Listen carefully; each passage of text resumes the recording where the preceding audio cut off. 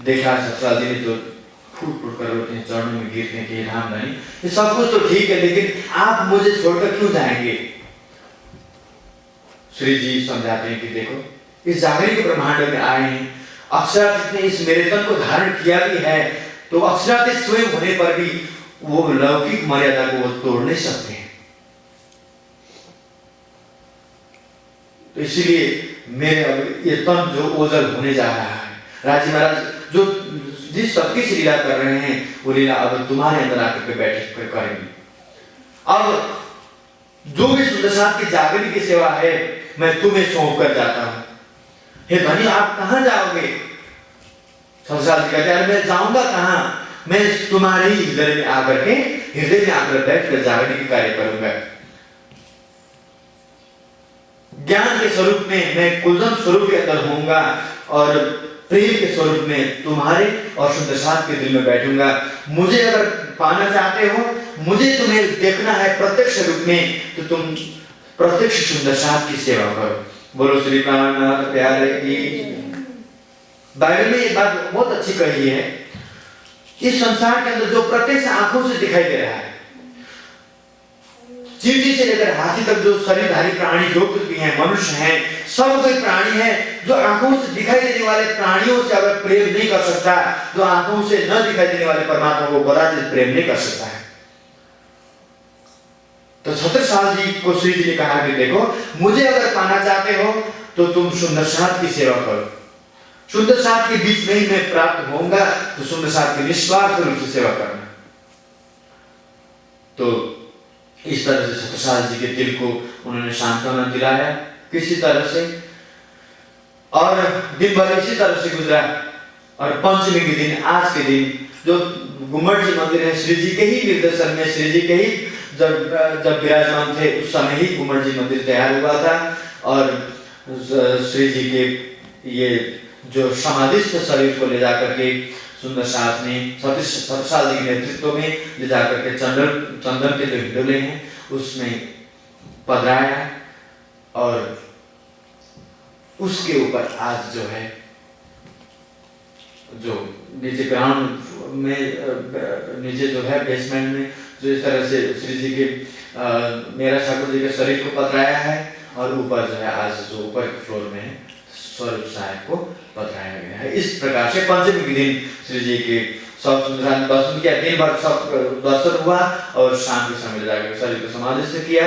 उसके पश्चात अब ये श्रीमुख वितक साहिब जो है, पांचों शक्ति जो लावदा जी के तन में बैठ करके, जो इंद्रावती के तन में थी, वही शक्ति आकर के नामवती लावदा जी के तन में बैठ करके वितक साहिब लिखना प्रारंभ करते हैं आज के दिन। बोलो श्री प्राणनाथ प्यारे की जय।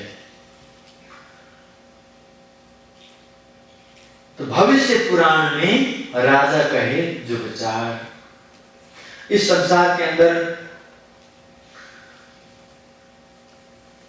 जो त्रिदेवाओं में सबसे श्रेष्ठ माने जाते हैं शंकर जी, जिनको योगेश्वर भी कहा जाता है। सृष्टि के प्रारंभ से ब्रह्मा जी सृष्टि करते रहते हैं, भगवान विष्णु पालन करते हैं, लेकिन शंकर भगवान जी सृष्टि के प्रारंभ से ही अपने अंग में भस्म लगा करके, मृग चर्म से विभूषित होकर के हिमालय के पर्वत में जाकर के सृष्टि के शुरुआत से ही वो तपस्या करने लगे। तपस्या इसलिए कर रहे हैं कि इस सृष्टि को बनाने वाला कौन है, और हम कौन हैं, हमको यहां पर किसने भेजा। और जब ये इस सृष्टि के जब लय होगा तो हमको कहां जाना होगा। अपनी पहचान के विषय में, परमात्मा कौन है, कैसा उनका स्वरूप है, परमात्मा का धाम कैसा है और उनकी लीला कैसी है, इसको जानने के लिए जब शंकर जी एक बार समाधि लगाते हैं तो 25-25 हजार वर्ष तक अपनी समाधि को खोलते नहीं है शंकर जी। अनवरत रूप से, अविरत रूप से समाधि उनकी लगी रहती है, ये जानने के लिए कि परमात्मा का स्वरूप कैसा है, परमात्मा कहाँ है, जिसको जानने के लिए शंकर जी समाधिस्थ रहते हैं हमेशा। तो एक दिन पार्वती जी ने शंकर जी को पूछा कि स्वामी,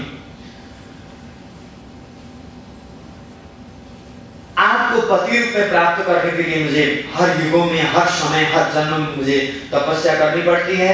कुछ ऐसी कृपा कर दीजिए कि मैं हमेशा सृष्टि जब तक रहेगी तब तक मैं आपकी पत्नी बनी रहूं। तो जब ऐसा प्रश्न किया पार्वती जी ने, तो शंकर जी ने कहा कि हे पार्वती, इसके लिए तो तुम्हें सृष्टि जब तक रहेगी तब तक मेरी पत्नी बने रहने के लिए तो तुम्हें अमर कथा सुनना पड़ेगा, अमर ज्ञान सुनना पड़ेगा, जिस ज्ञान को सुन करके तुम्हारा जीव अमरत्व प्राप्त करेगा और तुम मेरी पत्नी बनी रहोगी। तो पार्वती जी को अब अमर कथा सुनाने के लिए शंकर जी भारतवर्ष के अंदर जो अमरनाथ है, अमरनाथ में सबको ये अभी ये सीजन में जो है, ये समर सीजन में सब कोई यात्री जाते हैं तीर्थाटन करने के लिए, दर्शन करने के लिए। उस अमरनाथ में जाकर के शास्त्रों के अंदर तो वृक्ष की बात आती है। मानस तंत्र जो शंकर जी के 64 तंत्र हैं, 63 तंत्र तो सारे इंद्रजाल, जादू, टोना मुना इन सब में तंत्र मंत्र जंत्रों में लगा हुआ है। बाकी जो 64वां तंत्र है उसके अंदर परब्रह्म की पहचान के विषय में ब्रह्म ज्ञान की बातें लिखी हुई है उसके अंदर। तो शंकर जी जो है अमरनाथ में गए और वहां जाकर के चारों तरफ देखा कि कोई प्राणी नहीं है।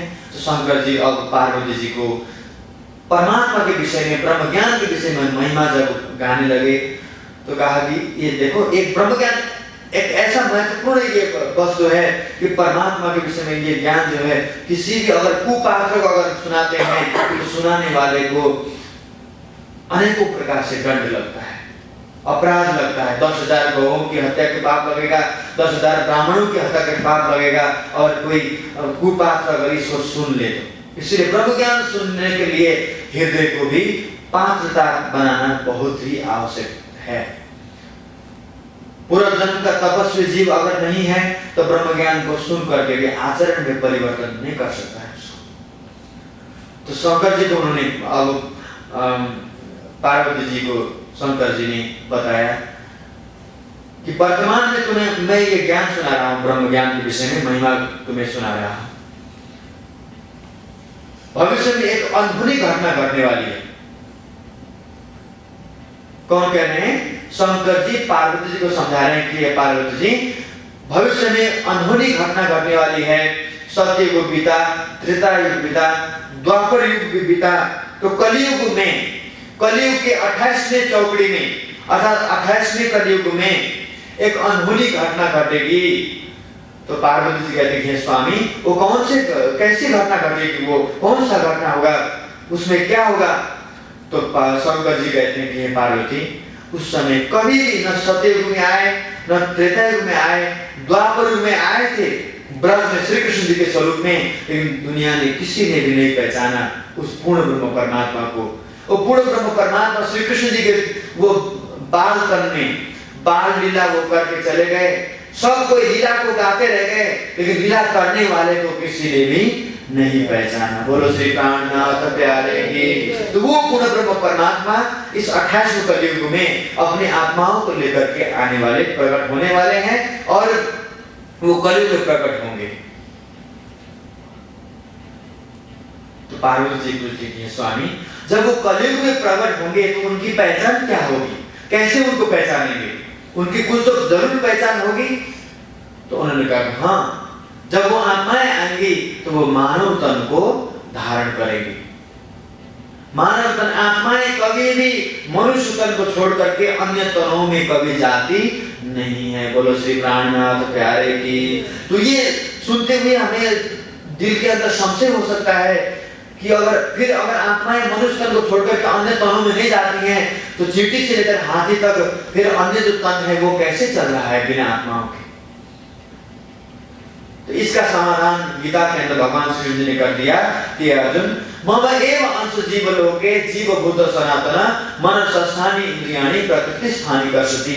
ये अर्जुन, वृक्ष हरा है, फूल फूल रहा है, और जितने भी शरीरधारी प्राणी इस संसार के अंदर हैं, चाहे वो जलचर हो, चाहे वो थलचर हो, चाहे आकाश में उड़ने वाले पक्षी हो, चाहे जमीन में रहने वाले हो, सब कोई प्राणी के अंदर मेरे ही चेतना सबके अंदर प्रतिबिंबित है। बोलो श्री कान्हनाथ प्यारे की। भगवान विष्णु का जीव सबके रूप में व्यापक है। तो व्यापक यहाँ पर कौन है? भगवान विष्णु जी हैं। तो कहा कि पूर्ण ब्रह्म परमात्मा की आत्माएं मनुष्य रूप में आएंगी।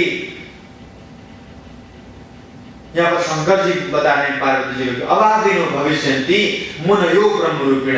ये पार्वती कभी भी न घटने वाली घटना घटेगी 28वें कलयुग में। ये ब्रह्म मुनि पूर्ण ब्रह्म परमात्मा कलयुग में प्रकट होंगे अपनी आत्माओं के साथ। कथा योगेन तान सर्वान पूज्य सिंहति मानव। उत्पन्नाय कलयुगे प्रधान पुरुष आश्रय। कलयुग में उत्पन्न होंगे और प्रधान पुरुष अर्थात पूर्ण ब्रह्म परमात्मा के ही आश्रय में रहने वाले होंगे। उत्तम पुरुष बिन औरन को देवी देव न ध्याए। अकथ कथा नौतन कहे जग सुन पूजे ताए। वो पांच परमात्मा की आत्माओं की उनकी प्रथम पहचान ही यही होगी कि वो एक अक्षरातीत उत्तम पुरुष को ही अपने आत्मा के प्रीतम समझेंगी, मानेंगी। दुनिया के जड़ प्रकृतियों की अर्थात जो नश्वर है, जो मिटने वाले संसार के चीजों की वो पूजा नहीं करेंगी। आत्माओं की ये पहली पहचान होगी। ये शंकर जी पार्वती जी को बता रहे हैं। तो अब पार्वती जी ने बताया जब कलयुग में आएंगे तो कौन से भारतवर्ष के अंदर कौन से राजा होंगे, कैसा समय चल रहा होगा, तो उस समय कैसे हम उनको पहचानेंगे, कैसे किस समय आएंगे। जब पार्वती जी ने कहा तो यहाँ पर शंकर जी बताते हैं। और शंकर जी की बातों को वेद व्यास जी ने जब भविष्य पुराण को उल्लेख किया, वो भविष्य पुराण की बातें महामती लालदास जी आज हम सबको समझाने के लिए श्री मुखवितर साहब के पहली सभा में प्रस्तुत करते हैं। भविष्य पुराण